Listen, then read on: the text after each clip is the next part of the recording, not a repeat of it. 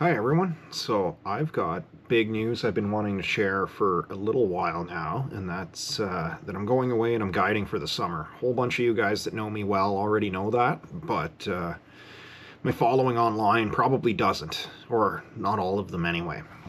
So what I'm going to be fishing for is primarily walleye and pike in northern Quebec. Because I've been wanting to do more educational content for you guys, because I get asked all the time by people I bump into, especially not as much online, but a lot when I meet people and I talk to them and they want to know like what I'm using, why, what the differences are, and that sort of thing.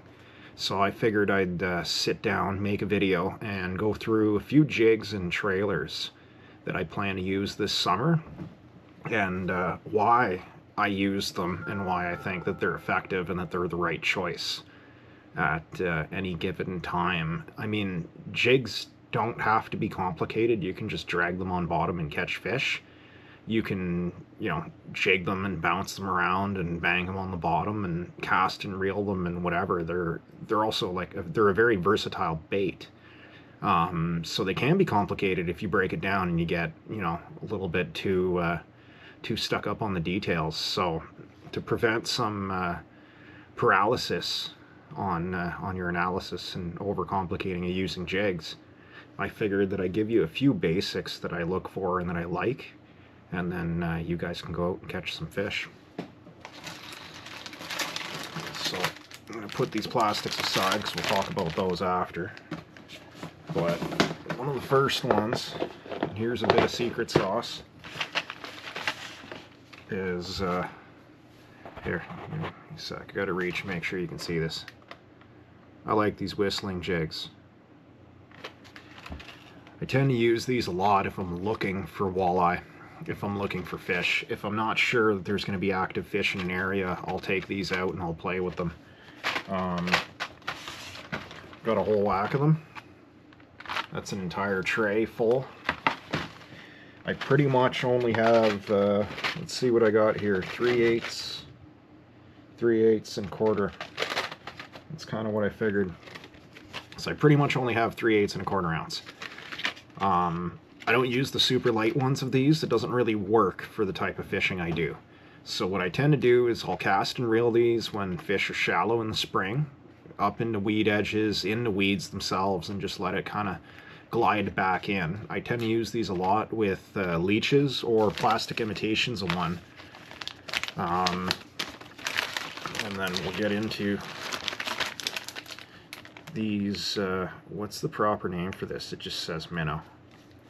So these like 3-inch pin minnows.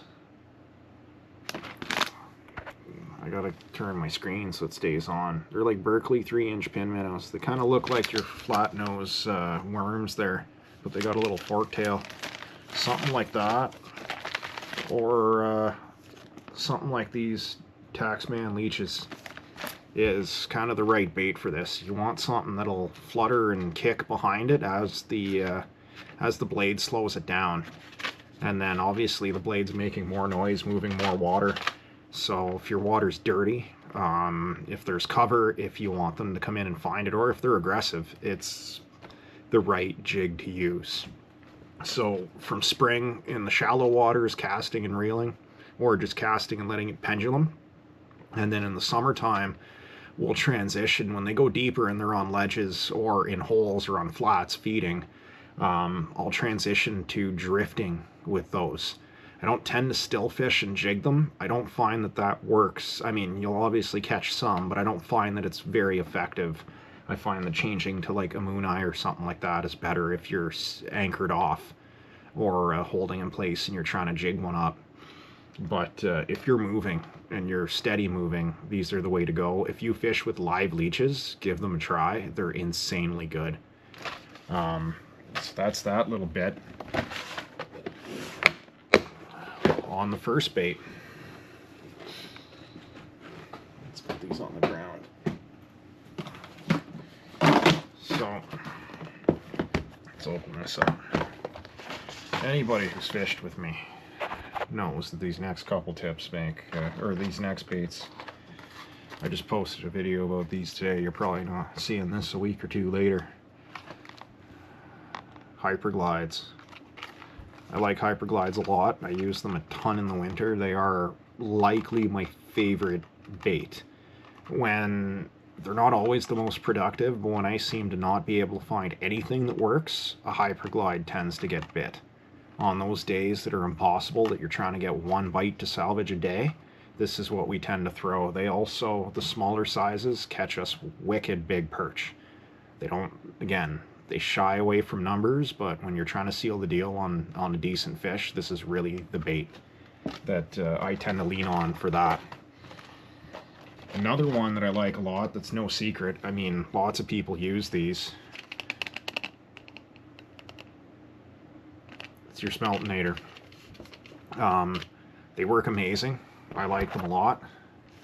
And I don't know what else to say. I cast and reel these, but I tend to, I use these a little more with forward-facing sonar, and I use them with DI. And I cast them out, and I let them pendulum back, and then I jig and shake them and fish them. You can use these quite a bit on different types of baits. I tend to like them with, as crazy as it sounds, your classic curly-tailed grubs. You know, they work good. They work really good with small paddle tails. You know, 3-4 inch, depending on the size and the size of the hook, as long as they can get to it. But what I find is like the absolute best by far is something like a Zoom Super Fluke or a Fluke. Those are huge, but they don't have to be 7 inches. You know, most other sizes work really well. So, Smeltinator with a fork tail bait that's like 3 inches, give or take, this will get some wicked good walleyes. I mean, it catches pike and bass a ton too, but I definitely use them for walleyes. I tend to not use these as much through the ice. It's definitely an open water, or I favor it for open water. I'm sure I can catch some through the ice. I might try it some more next year, especially on days where fish are really active. Obviously, something that when they don't want to eat, stingers. So I use these on the Smeltinators, especially if they're biting the ends and they're stripping plastics or pulling plastics. I'll tend to hook one of these onto the hook or the eyelet and stick it in the back of the plastic, and it'll fix that issue. I use them a lot for live bait, and I use them for leeches and long wormy type baits that might just get nipped on at the end. It can save a day. Just make sure when you are using a stinger, the hooks aren't very strong. They're nice and sharp and they stick good, but they're not strong. Make sure that your drag's nice and loose after you set the hook. Make sure that your rod's soft enough to not straighten them out and pull them out of the fish, because you'll hook into a lot of fish, but you might lose just as many, if not more.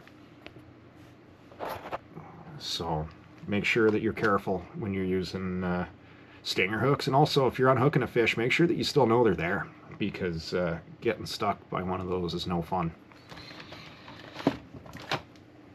And overlooked that tons of people tell me it doesn't make a difference. I'm convinced, guys. I use scent. Doesn't have to be that one, but I like it a lot, and I'm convinced that scent makes a difference.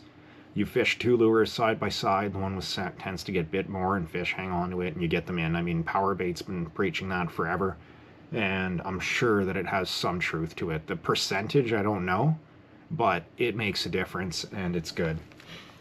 That's about it for that box. So that box is just full of Smeltinators, Hyperglides, and then some stinger hooks for them.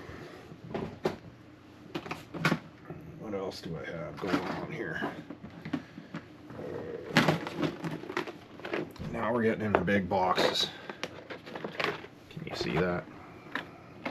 Oh, you can't see that. Yeah, you can. There you go. So, whole big boxes of moon eyes.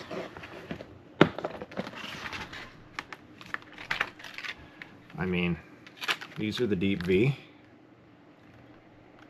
Nice eyes on them. I mean, I don't know what to say about these. If you fish for walleye and you don't have any of these, what are you doing? They work real good. These I carry a few more extra, or a few more weights. Excuse me, I like them in a couple extra different weights. I fish 1/8 up to about a 1/2 ounce. And then I'll carry some 3/4 if I can find them. I don't know that they make these deep V in 3/4, but I do have VMCs and other stuff in 3/4 that's the same style bait. So I fish these both with live bait and plastic. I like these deep V's because, I don't know if you can see it. Oh, come on, I gotta turn the screen back on. All right. It's got a wire keeper, see that? So it's got a nice wire keeper, and the shank goes all the way to the head, and there's no lead bump out or nothing like that. I like that a lot. I use these a lot with plastics. So again, paddle tails, fork tails. When I get into bigger ones, I'll start throwing like big scented paddlers and stuff like that, like 4, 5, 6 inch big swim baits. Same thing, super flukes, 7-inch flukes. On real big ones with the big hook, I don't have a problem throwing big baits. Walleyes will eat them. If there's one thing I've learned in the last couple of years, is that you're probably fishing too small for big hungry walleyes. If they're turned on and they're eating, don't be scared to upsize your bait. You'll definitely catch more bigger fish, and you'll get aggressive strikes. When they're just kind of nipping at worms and stuff like that, and they don't really want them, and you throw a 5-inch paddle tail in front of them and you drag it through the dirt, that'll definitely get them to eat. So these are what I prefer if I'm still fishing. I will cast them a lot. I don't have a problem with casting them. I cover a lot of water with these if I want to, but then also if I've got a school under the boat and I'm spot locked or I'm drifting or something like that, I will use these a lot. They're similar to the Whistler, but I find that these fish vertically a lot better. So I'll just jig them up and down. They'll rock and bounce and kind of do that swimming, you know, with the plastic, or you can hold them straight up and down and just shiver them, and they'll impart the action. They'll have the flash from the eye, the color, you know, they'll get bit. Fishing vertically a lot more. We use these in the winter as much as the summer, but I've got a big whole huge box of them for the summer. It's like I said, you don't have to complicate jigs. I mean, try different colors, play with them a little bit. Match the hatch works, but on days that are overcast or sunny, you know, go with metallic or go with bright colors. If your water's dirty, switch to bright colors. Throw some pink, throw some orange and yellow. You know, glow colors even during the day, and see if that works for you, because it tends to work for me. But I don't know, if you guys have questions, send me questions. I'll try and do some of these when I'm on the water, but I figured this was kind of a good little instructional where I can show you guys some of what I'm using, and kind of give you through what I stock up on before the summertime if I'm fishing walleyes.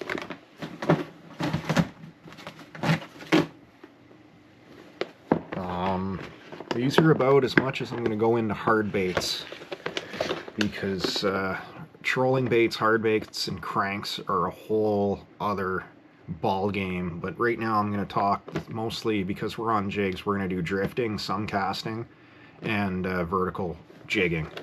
So obviously these are a bait that I don't have enough faith in, but I know catch fish.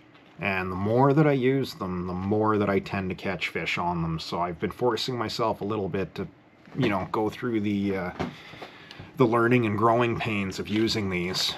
But everybody knows what this is. I just never liked the style of fishing. And I don't know if it was an electronics issue, setup issue. I just didn't understand the bait. They didn't work for me for a long time. Now I rely on these heavily, and they're very quickly becoming a confidence bait. I don't know why. The Hyperglide always outperformed these. I think it's because I fished it too chattery and didn't let it settle and glide far enough. And now that I'm doing that, I'm getting a lot of success with these. So I've got a pile of these that I bring with me. Lots of them are natural colors. Some are, what have I got for sizes? So I've got like the 7 and the 9. I don't really have very many in the 5, but I'm basically throwing 5/8 and 7/8 of an ounce. we fish them in the winter a lot, and I've been fishing them more and more in the winter, but summertime I plan to fish these a ton out of the boat, and I'm sure that they're going to deliver more and more fish as I get better at playing with them, because casting them out seems to be really good too. Like, we cast them out, let them pendulum back, you know, beat into the bottom, jerk them up, like yank them hard and high, full rod sweeps, like 6-7 feet, and then let it swim big 6-foot circles until it settles back in on the bottom and bring it back to you. Especially in sandy or muddy bottoms, you'll go to lift it up and it'll have a fish on it. Jordan agrees. He thinks these rock. I won't tell you what his favorite color is. Buddy, if you're watching this video, I'm sorry that we're not walleye fishing this summer, because we would have had a wicked good time. Alright, so here's one that I am trying that I don't really know anything about. I mean, I know what it is. I know how it fishes. It's not rocket science, but I have never thrown one of these. It is the pitching puppet minnow. So it's a lot like a jigging wrap, but this one's designed to fish open water and cast and bring back to you in a retrieve or a popping motion or whatchamacallit. I'm excited to try these. I bought a handful of them. I'm sure that I'll like them. I like that they come in a bigger weight, and I like that they have a way bigger tail hook and tail. They look like they're going to swim well, but I haven't put one of these in the water yet. So I really can't tell you how these perform. I have high expectations and high hopes for them, and if I am horribly disappointed, I'll let you guys know. So I've got a handful of those in, what do I got? 5/8 in an ounce. Again, when I move to these bigger hard baits, I tend to go heavier. I'm using them in deeper water. I'm not technically, like, normally I'm not fishing a bait like this in 10-15 feet of water. I'm throwing it further out, and I'm trying to get it to drop down to deeper water to pull fish up when it's hot. I will use them if they're aggressive in shallower water, of course, but it's not what I tend to lean on. And then, what else do I got? Can't really go wrong with these. Cold water, early spring. It's, I'm not the only one that thinks these are good. I've been making my own jigs for a long time.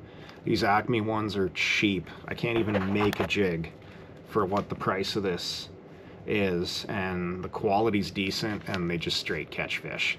So I like marabou over hair.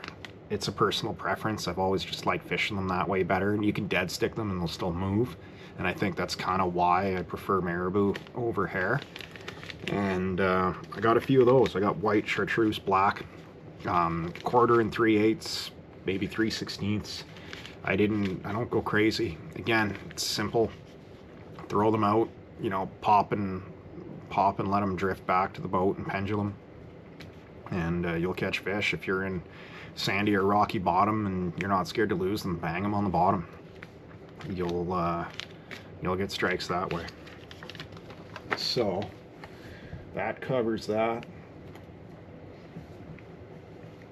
Yeah, I guess that pretty much covers jigs real quick. Like I said, if you guys have questions, you've got a specific scenario, you've got something you want to know, like, you know, when would you switch to a little quiller from big fat taxman or a paddle tail or something like that, you know, send me a message, let me know, and I'll try and answer as many questions as I can with, like, good, honest, you know, feedback and good, the best information I have that I can share.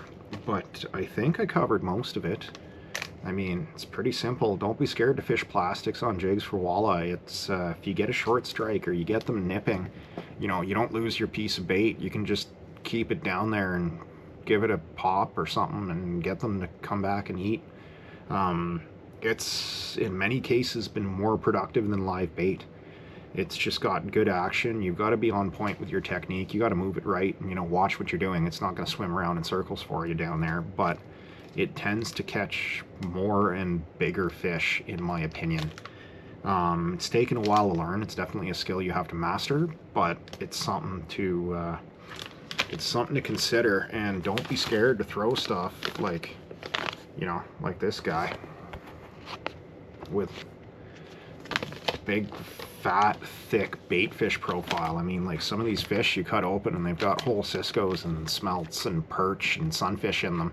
They're gonna eat a 10-inch, 8-inch bait if they're really hungry. It's not a typical walleye behavior, but I mean, every time we tend to clean one, we're finding big bait in them.